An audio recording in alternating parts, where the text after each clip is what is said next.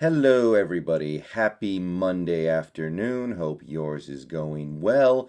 We've got another Seahawks video to get to today, but first, we just hit 2,980 subscribers to the YouTube channel. I want to give a shout out to all the subscribers, and as always, special tip of the cap goes to the channel members, especially elite channel members Brendon, Mikel, Scott, Todd, Hasher for MVP, VGK Tiger 75, Ryguy, Brendan Nelson's Haircut, Salacious, Crumb, ItsHoof, and the Reno.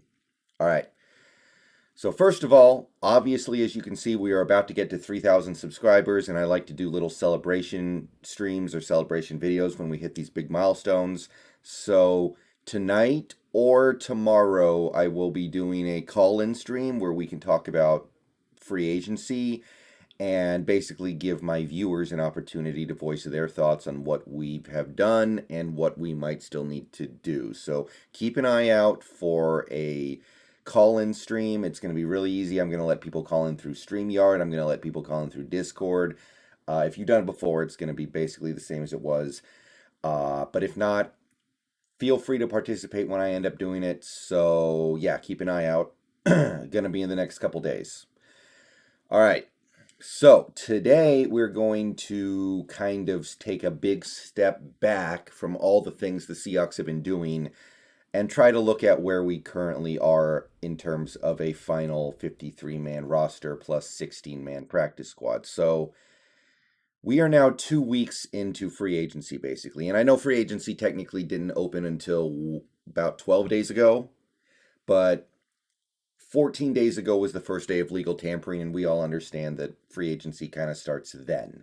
So I decided to, now that we are on the third week of free agency, I wanted to take a look at where we stand with regards to the final roster. And this will also help give us an idea of what else we might do, if anything.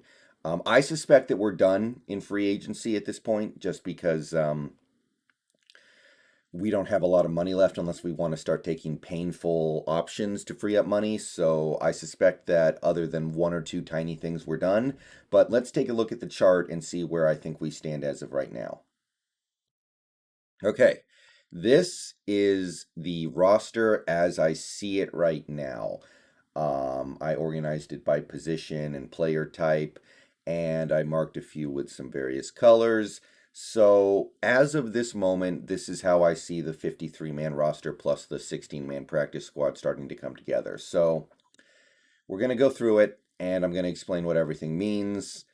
I will say this, that if you just take a look at this square right here, these columns B through G, these are all the 53 slots filled. So this is a full 53-man team right now. And then you have this column, which is the practice squad. This is currently 11, and there are 16 possible spots that you can fill. So odds are pretty good that between the draft, undrafted rookie free agency, and one or two possible depth signings, you're going to be able to fill out the whole roster at this point, which is one reason why I think we're kind of done in terms of anything too significant. So if you go through here, a couple of these players are not technically under contract at this moment, but it would be very easy to get them under contract if they're not. And yeah, I'm not worried about it. Nobody's going to pick those players up.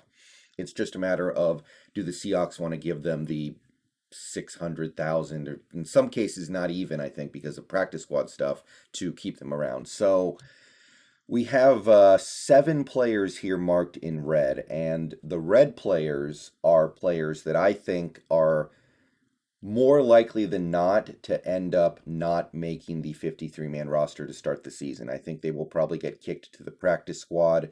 Some of them might not even make it that far. But basically, the players marked in red are players who are easy to just lop off when you need the extra roster spots, because we know we're going to be adding at least 3 rookies, and these are the players who can easily be pushed to the practice squad to make room for them. Like, let's say you draft Landon Dickerson in the second round. Kyle Fuller gets pushed to the practice squad, and Landon Dickerson fills in his spot on the center depth chart. Let's say you draft a wide receiver in the 4th round, or even the 2nd round, Rondell Moore. then it's really easy to just push one of these receivers to the practice squad. So that's basically how that works. And as you can see, we have about 7 players that would be easy and painless to cut. Nothing would be lost. Um, Yellow. Yellow is basically we need somebody there, and right now we don't have anybody, not even a practice squad body. So we only have one yellow column right now, and it's basically encompassing both spots on outside linebacker. As you can see right now, we are very, very thin at linebacker. We have 3 starters, Wagner, Brooks, and Barton, which is okay. And then we have BBK backing up mostly Wagner because I view BBK as being more of a middle linebacker, but we don't have anybody else. We have no depth here. So this is the one area I see right now that we just need somebody. We don't even have a practice squad body, as you can see. So if I see any other obvious needs like that pop up, I will fill in another yellow column, but for now, this is the only one I see. And of course, these light blue columns are the practice squad players, and these guys can come or go like a revolving door, and it doesn't really mean too much. So don't be surprised if these guys end up getting pushed off the practice squad entirely to make room for somebody. Like, it wouldn't surprise me if the team decided to bring in Geno Smith, push Magoo to the practice squad, and then Etling gets just pushed off the team entirely. But this is where I see the 53-man roster right now. And taking a look at this will help indicate where we might still need help and what we might look to target in the draft. And obviously, we're 2 weeks deep into free agency, like I said, and the team is starting to run out of money. So we may very well be shifting focus to the draft now. We have 3 draft picks we can still use. We have the ability to acquire more. So basically, this roster will help help us try to find the areas where we still need help with our 3 remaining draft picks. So as we segue into April, when I will start doing some very detail-oriented and intensive looks into the draft, we're going to use this chart to determine where the needs are. So, like I said, we're going to be streaming a Seahawks-specific stream in the next day or two here.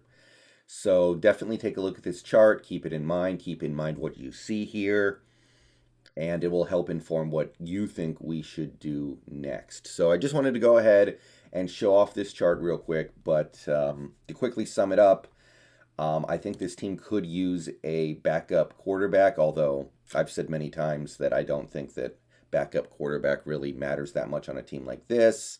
Maybe a little bit better at 4th-string running back, although, again, that doesn't matter as well. I think we need to get a little better receiver. I'd like to improve our center depth. We need one more linebacker to back up Brooks and Barton. And I think we could stand to get one more reasonably quality player at cornerback. And that's really all I see right now. So, this being the case, do you just let me know in the comments, what do you think of this roster going into 2021? Where do you want to make the improvements? Do you feel like this is going to be pretty close to what the final roster is minus the rookies? Where do you want to fill in a couple of gaps here and there? Are there any players you really want to see get pushed to the practice squad? Are there any players that I didn't include on the practice squad or team that you really want to see at least make the practice squad? Do you feel like anything could get swapped around? Just let me know what you think in the comments. But this video is basically just to showcase where I see the team as of right now. 53-man roster, 11 of 16-man practice squad. Couple more spots need to be filled. Most of those practice squad spots will be filled as we add players, and players, like, for instance, if you draft a receiver, then John Ursua or Aaron Fuller goes to the practice squad, and then you have another practice squad spot filled. If we draft another center, then Kyle Fuller goes to the practice squad. Maybe Lundblade moves to guard for the purposes of being a practice squatter, and you have yourself another practice squad spot filled. But let me know what you guys think about this 53-man roster and where you see things changing or suggestions you would make to improve the team a little bit. Are you seeing any holes where I'm not seeing them? Just let me know how you feel, but I'm going to go ahead and get out of here. Peace out. Go Hawks. The 53-man roster is coming together, guys. It was a pretty good free agency. Now we turn our focus towards the draft, but more on that later. See you guys later. Peace out. Go Hawks.